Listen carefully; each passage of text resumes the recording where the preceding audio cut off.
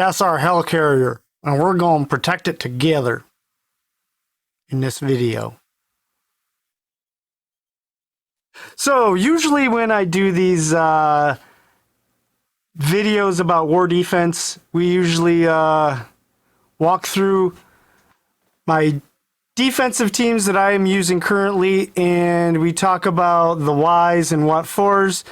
The difference with this one, we're actually going to rank them this time because I do feel like there's just enough room between all of them where that is an option. Historically, there's been where you could say, if this person has this perspective, you could argue that this team's better than that team, and ultimately it all comes down to what your roster is like. So that being said, let's get into this. Top 8 war defensive teams in Marvel Strike Force. Okay, at number 8 we have Fantastic Four She-Hulk. Some people use these guys on offense. My theory is there's not a lot of teams that are specifically built to do defensive things. So when one is, you got to use it on defense. That's just where we're at. We're at the point where we're using offensive teams on defense. It's just how it is. And since this team actually has war defense buffs, that's where they go.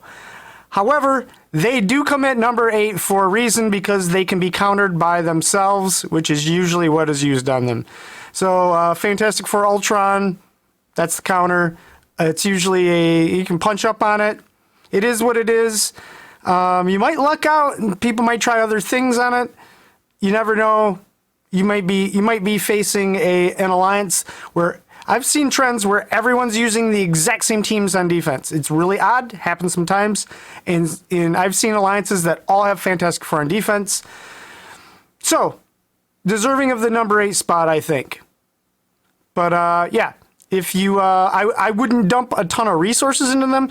They are just a team that I look at as your last spot. If you can put them together, they earn the number 8 spot. They should be on war defense, but they're not. If 1 through 8 was a measuring stick, this is where they belong for how many resources you should put into them. Coming in at number 7, we have Wave 1 Avengers with Coulson. People underestimate. You put Coulson in there. You swap out Black Widow, and they think maybe some synergies are lost, and that is not the truth. Coulson is amazing here. You will get defensive wins using this team. They are great. It is not uncommon for me, even in Plat 2, to get sometimes 3 defensive wins, which in Plat 2 is a lot. Just to put it in perspective, I know down in some of the further down in war, the closer you get up to the top, the less often your defensive teams, or you're facing alliances that have a tool for everything. So that being said, the lower you get down, you can face teams that have one big whale in there, and you can't overcome them. That being said, Wave 1 Avengers is pretty awesome. If you use them with Black Widow, also good, but I prefer Coulson, and that is because of the next team. Coming in at number 6, we have Skillet, and the argument here, the pushback I might get is they work really well on mercenaries. That's right, and so does a bunch of other stuff. So if I pull these guys off defense, that means I'm going to have all kinds of stuff to counter mercenaries with. And mercenaries aren't the best defensive team in the game anymore. And also, all my alliance mates also have 2 or 3 different tools to take out mercenaries. I don't think we should be leaning into how many things can we have that counter mercenaries. So the math would suggest a lot of their war buffs just say war. There's maybe one, I don't remember who it is, somebody on there's got one thing that designates war offense, and that's it. The rest of their kit says war. So that being said, I prefer them on war defense. There was a point in time I had an alliance mate get like 8 defensive stops with theirs in the top end of war. It's just math. You got a ton of stuff that you can kill mercenaries with. It's fine to put them here. If you really like having tons of options to kill mercenaries, pull them off then. I'm not in charge of your roster, but I like them there because they get wins. Do they always get wins? No. But one of the cool things is one of the next trendy teams that are being used on defense is their hard counter. And that brings us into the next team. At number 5, we have the Uncanny Ghost team, or X-Ghost. I don't have a cool name figured out for him. The gist of this is when this team lost some luster on offense, it's because we pulled Beast off, put him on Astonishing X-Men, and then they really saw a power creep on the new and improved teams that were coming out. Once we pulled Beast off, we really felt the ouchie with that. Yes, I used ouchie in a sentence. It's fine. It's fine. I say ouchie sometimes. So the thinking here is I don't absolutely love Young Avengers on defense anymore. Obviously, this is top 8 video. They are not on it. As you just figured out, we're this far into it. So I'm okay with replacing Psylocke and Storm with these two because, well, let's be fair. Squirrel Girl has a very similar kit to Beast.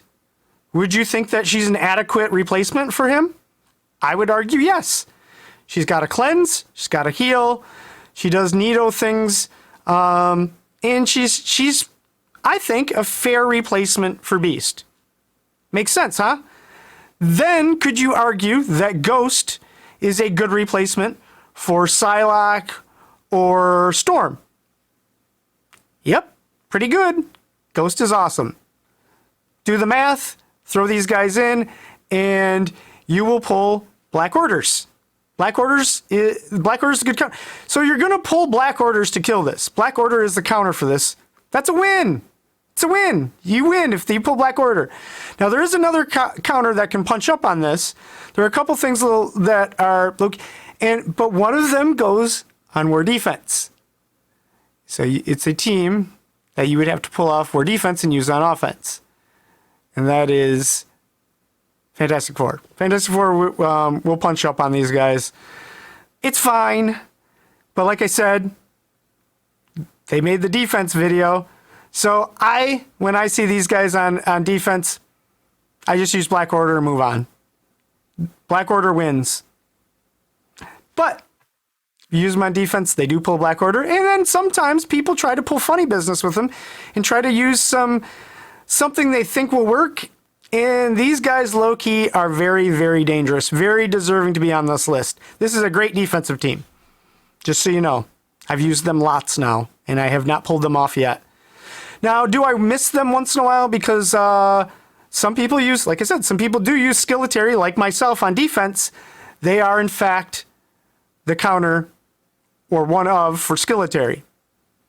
So that brings us into our next team.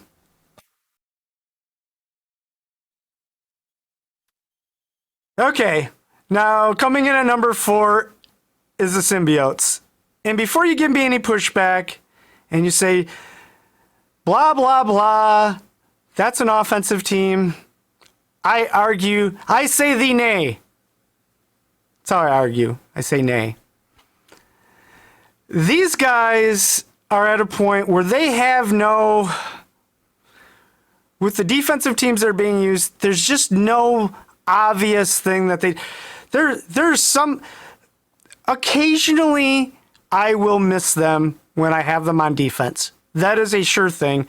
There are sometimes I'm like, darn it, wish I had my Symbiotes for this team because they would counter them. However, it happens so few and far between, and the way this maths out is the team that they pull to beat them when they're on defense is usually better than the team I use them to destroy when I use them on offense. Does that make sense? So that's my perspective. This team will pull Black Orders. because most of us have them built up into the stratosphere where they're in the 800Ks for some of us. I say even at every level of gameplay, from mid-game players to high-end players, we've all put a lot of stock in our symbiotes. And on offense, compared to defense, I think the juice isn't worth the squeeze, and I prefer them to pull a Black Order than to use them for some nuanced attack that the sun has to shine and the stars have to align in order to put these guys together for something that's like some big punch down or whatever, or if someone's silly enough to put Hela on defense, just put them there. They're actually deserving of this spot. Whether you like to admit it or not, this team is a trend on defense in the highest end of war right now. It's just the thing, man. It's just offensive teams are going to defense when they lose their luster, and then vice versa. That's why Hela is being used on offense now. It's just changes are made. We are adapting, and I co-sign that these guys do now, in fact, belong on defense. Coming in at number 3, Mechs. Nothing more to say, man. These guys used to be arguably the best defensive team. Then you could kind of say if Marauders was built right, Marauders. However, if a Mechs team is built really, really well, they're awesome. However, Black Order counters them pretty well. Big X Factor, small punch down X Factor beats them. As we said, Skillet can punch up on them even. I prefer Skillet on defense, but there's many much options. Hydra Guardians, or H3, better known as Zemo Guardians, whatever. They've got a bunch of names, whatever you want to call them. Also beat them. There's lots of counters for them, but still they're good. They're still good. They're still great. They're great. I'll even say great. Deserving of the number 3 spot. But I don't know that I invest in them any further now. They're good where they're at, and they will never see another T4, another upgrade in gear. They just are what they are now. So take that for what you will. I just think the meta is coming too fast. We're going to have 2 new war defense teams that are better than them before you know it, and these guys will be at the bottom of the roster. I'm not saying I know that for sure. It's just the pace we're at. Slow down, Scopely.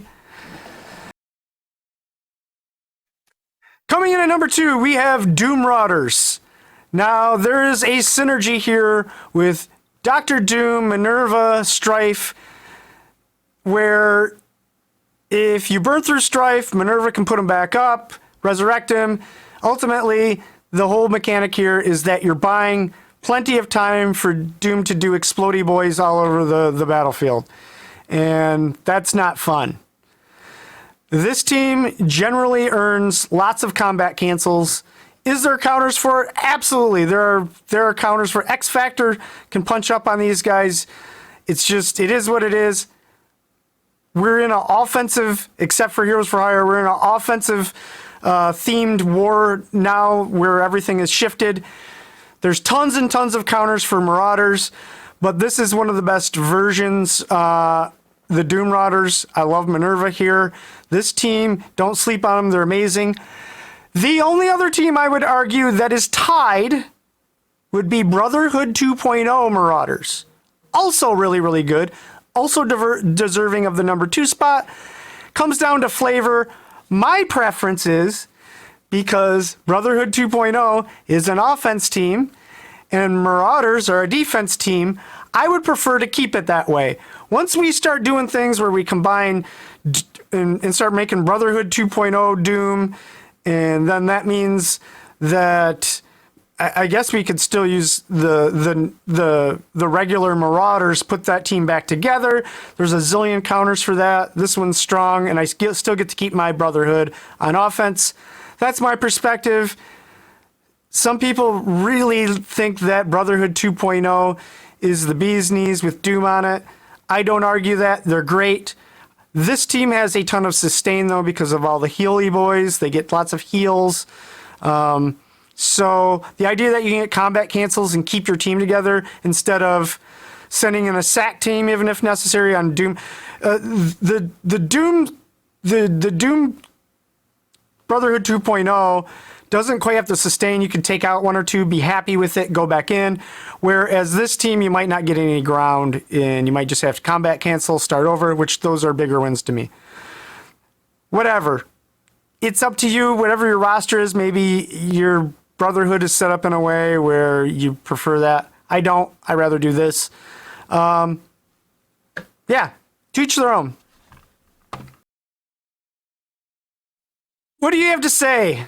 This is the best team on War Defense. There's really no argument here. Everything else has tons of counters. This has counters. Some are sort of reliable, some are not. This team can still pick up 4 or 5 defensive wins. It's not unheard of to one-shot them anymore, but they are still by far the best War Defense team in the game. Although I've got videos, and I just, last war, I punched up like 75, 80K with Infinity Watch with Kestrel. I did one on stream. They are beatable, especially with Adam Warlock coming out. I think they'll become I think Infinity Watch will become a hard counter for them. But we still can't diminish the fact that this is still the best War Defense team in the game. I like Doc Ock here just as an added middle finger to whoever attacks me.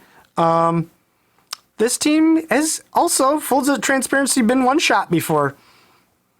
I've also gotten 14 defensive wins with them. It just depends. There's a lot of nuances here. Depends what the other team's working with, which is why I am keeping my Infinity Watch on offense. Otherwise, man, wouldn't this feel extra special to put a 900K Infinity Watch with Kestrel on defense? Yeah, I kind of want to try it. But I have lots of War Offense videos to make with this team. So they're going to stay on offense. I'm keeping the top 8 how they are. I feel like this is one of those little crossroads where we come. If you remember, there was a time when we would face alliances that would all put Black Order on defense. At the end of the day, I feel like offense is always more important than defense. It's just about slowing the other team down while you can get... It's a race through globals. That being said, there will be another one-shot video coming while I was on stream. It's kind of a funny video, too, because it was live on stream. These guys are amazing. I think it'd be an oversight to use them on defense right now, especially with Heroes for Hire still being the gold standard. I'm keeping them on offense for now. I just feel like the math has always been there that teams that can go both ways like that. We tried it for a while where we would put big Black Orders on defense when that was the thing to do, and ultimately that meta changed where there was enough reasons to keep them on offense as opposed to defense, and that's just how it goes. So let me know if you guys have any input on this, and until next time, we'll catch you to Marvel Night. Yeah, that's our thing. We're saying that now. To Marvel Night. You get it? Tomorrow, whatever. See you guys in the next video. Bye.